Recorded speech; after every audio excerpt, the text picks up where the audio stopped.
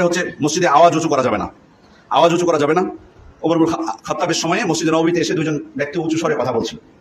উনি বের হয়ে আসলেন, এসে বলছেন, মিন আইনা আনতুমা, তোমরা কোথা থেকে এসছো, তোমাদের বাড়ি কোথায়? তো তারা বললেন যে মিনা তায়েফ, আমরা তায়েফ থেকে এসেছি। মানে মদিনায় ঘটনা ঘটছে, তারা বলছেন যে আমরা তায়েফ থেকে এসেছি। তখন ওমর ইবনে খাত্তাব, তার হাতে ছিল লাঠি, উনি তখন বলছেন, লাউ কুনতুমা মিন আহলিল বালাদ লা আউজাআতুকুমা তারফাআনি আসওয়াতাকুমা ফি মসজিদে রাসূলিল্লাহ সাল্লাল্লাহু আলাইহি সাল্লাম।